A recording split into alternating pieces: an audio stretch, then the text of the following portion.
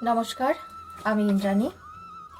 আজকে আমি শ্রী শ্রী রামকৃষ্ণ কথামৃত এই বইখানির 7ম পরিচ্ছেদ পাঠ করে শোনাবার চেষ্টা করছি। ভুল ত্রুটি হলে ক্ষমা করবেন।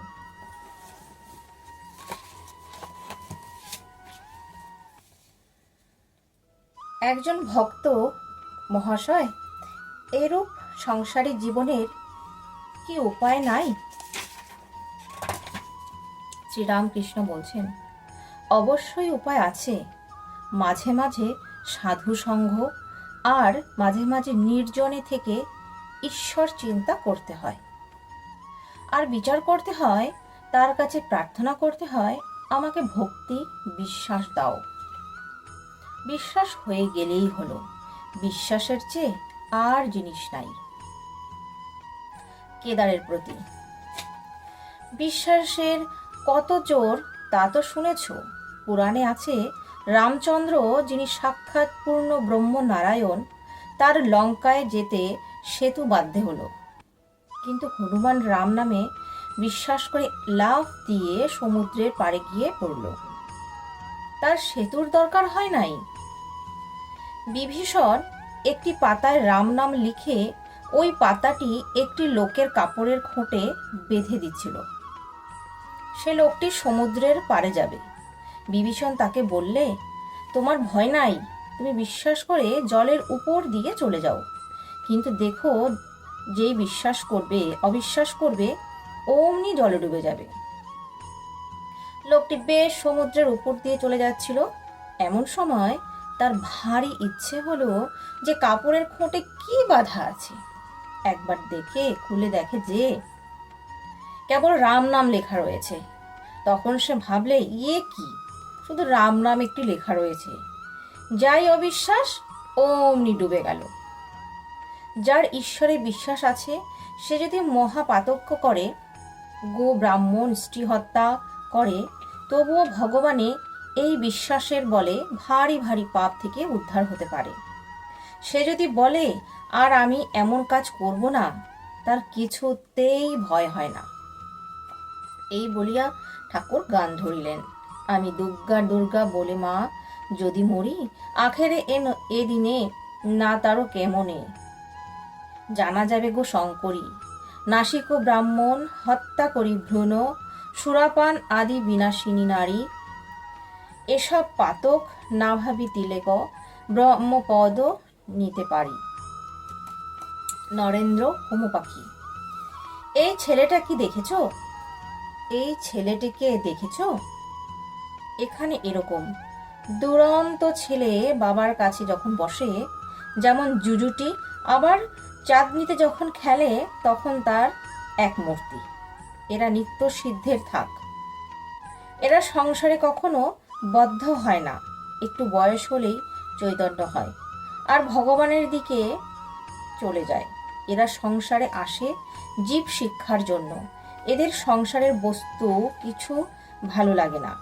এরা কামিনী কাঞ্চনে কখনো আসক্ত হয় না। বেদে আছে হোম পাখির কথা। খুব উঁচু আকাশে সে পাখি থাকে, সেই আকাশেতেই ডিম পাড়ে। ডিম পাড়লে ডিমটা পড়তে থাকে, কিন্তু এত উঁচু যে অনেক দিন থেকে ডিমটা পড়তে থাকে। ডিম পড়তে পড়তে ফুটে যায়, তখন ছানাটা পড়তে থাকে। পড়তে পড়তে তার চোখ ফোটে ও ডানা বেরোয়। চোখ ফুটলেই দেখতে পায় যে সে পড়ে যাচ্ছে, মাটিতে লাগলে একেবারে চুরমার হয়ে যাবে।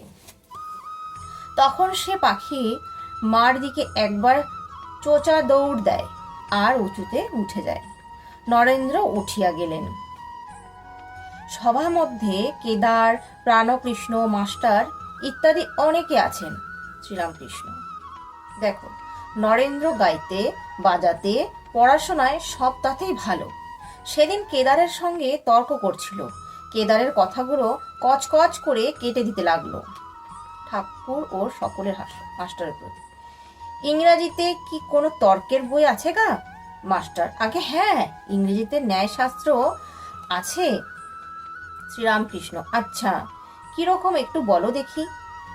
মাস্টার এইবার মুশকিলে পড়িলেন, বলিলেন, এরকম আছে, সাধারণ সিদ্ধান্ত থেকে বিশেষ সিদ্ধান্তে পৌঁছনো, যেমন সব মানুষ মরে যাবে, পণ্ডিতেরা মানুষ, অতএব পণ্ডিতেরা মরে যাবে।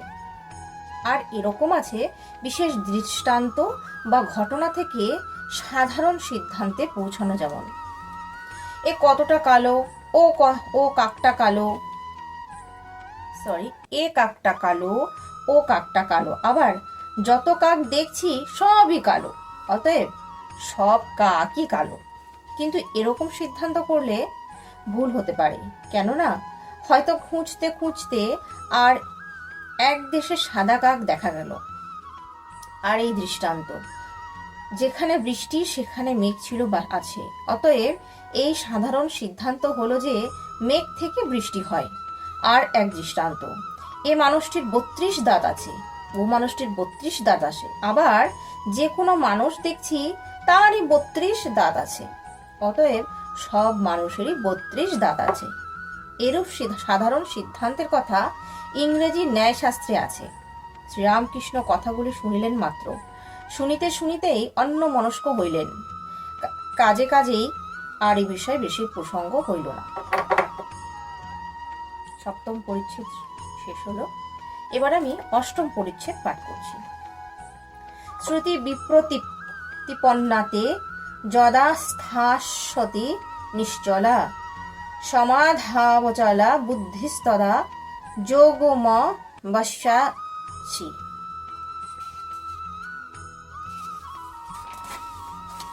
সভা ভঙ্গ হইল, ভক্তেরা এদিকে ওদিকে পায়চারি করিতেছে, মাস্টারও পঞ্চবটি ইত্যাদি স্থানে বেড়াইতেছেন।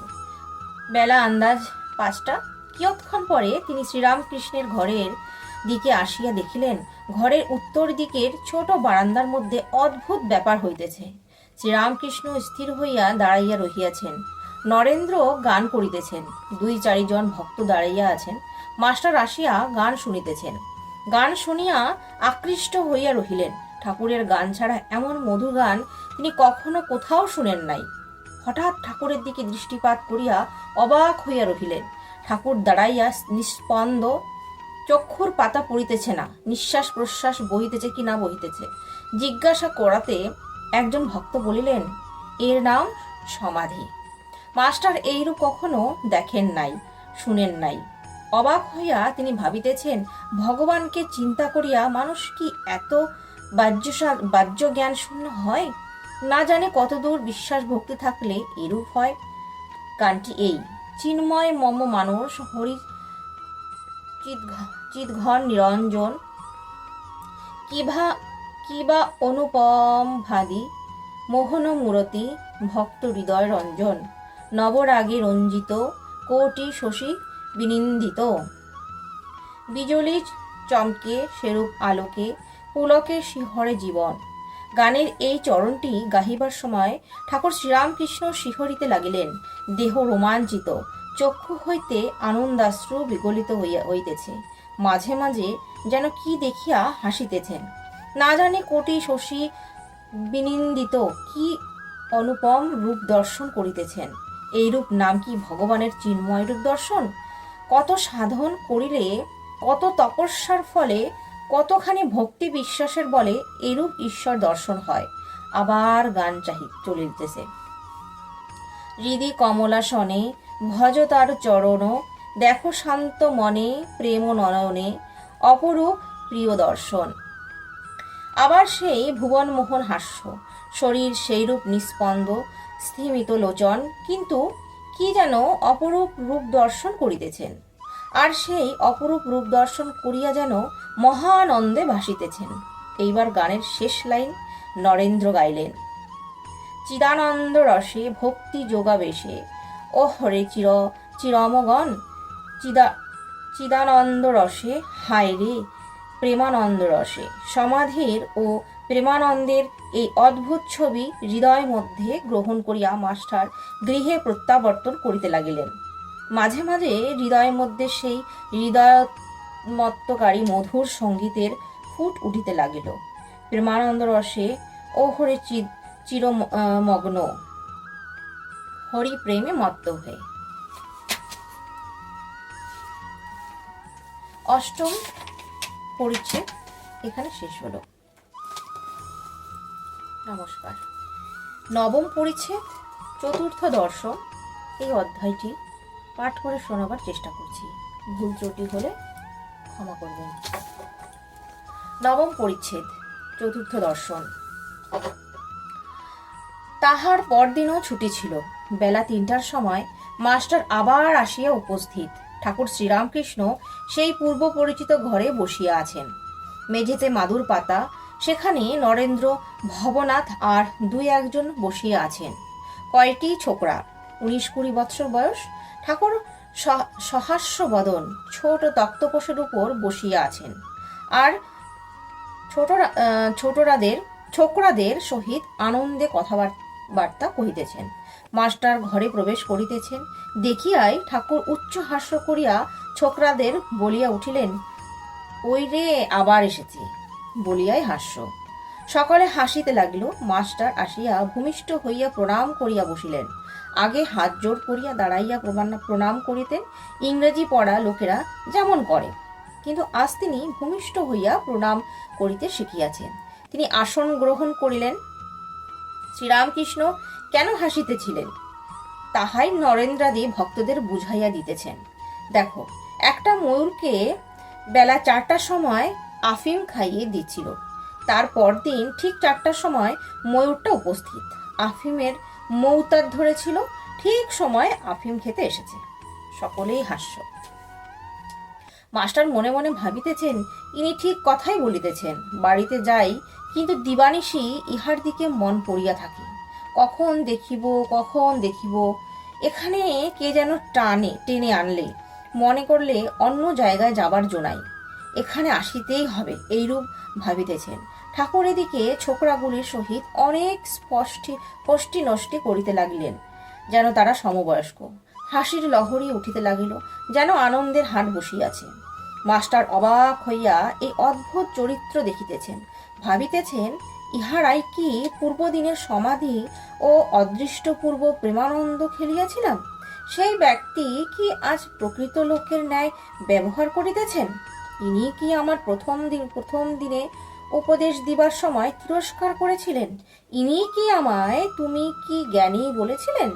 ইনি কি সাকার নিরাকার দুই সত্য বলেছিলেন?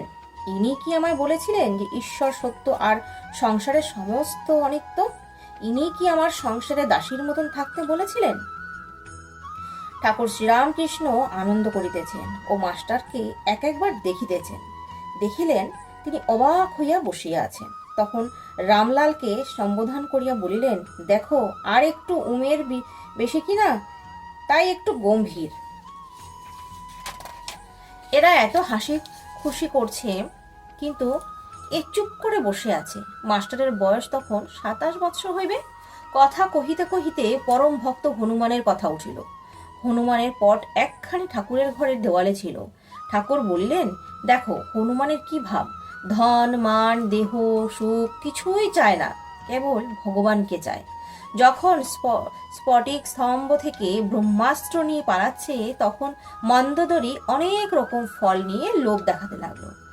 ভাবলে ফলের লোভে নেমে এসে অস্ত্রটা যদি ফেলে দেয়, কিন্তু হনুমান ভুলবার ছেলে নয়।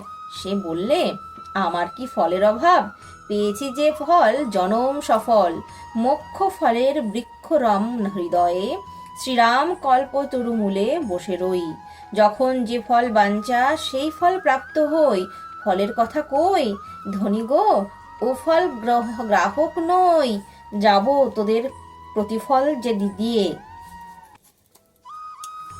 সমাধি মন্দিরে ঠাকুর এই গান গাহিতেছেন। আবার সেই সমাধি, আবার নিস্পন্দ দেহ, স্থিমিত লোচন, দেহ স্থির বসিয়া আছেন। ফটোগ্রাফে যেরূপ ছবি দেখা যায়। ভক্তেরা এই মাত্র এত হাসি খুশি করিতেছিলেন, এখন সকলেই এক দৃষ্টি হইয়া ঠাকুরের সেই অদ্ভুত অবস্থা নিরীক্ষণ করিতেছেন। সমাধি অবস্থা মাস্টার এই দ্বিতীয়বার দর্শন করিলেন। অনেকক্ষণ পর এই অবস্থার পরিবর্তন হইতেছে। দেহ শিথিল হইল, মুখ সহাস্য হইল, ইন্দ্রিয়গণ আবার নিজের কার্য করিতেছে।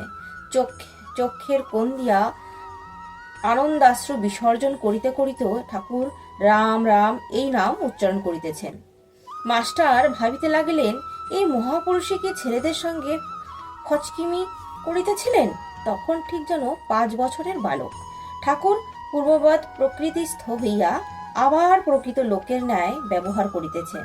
মাস্টারকে ও নরেন্দ্রকে সম্বোধন করিয়া বলিলেন, তোমরা দুজনে ইংরেজিতে কথা কও ও বিচার করো, আমি শুনব। মাস্টার ও নরেন্দ্র উভয়ে এই কথা শুনিয়া হাসিতেছেন। দুজনে কিছু কিছু আলাপ করিতে লাগিলেন, কিন্তু বাংলাতে। ঠাকুরের সামনে মাস্টারের বিচার আর সম্ভব নয়। তাহার তর্কের ঘর ঠাকুরের কৃপায় একরকম বন্ধ। আর কি রূপে তর্ক বিচার করিবেন? ঠাকুর আর একবার জিত করিলেন, কিন্তু ইংরেজিতে তর্ক করা হইল না। আমার নবম পরিচ্ছেদ পাঠ এখানেই শেষ। নমস্কার।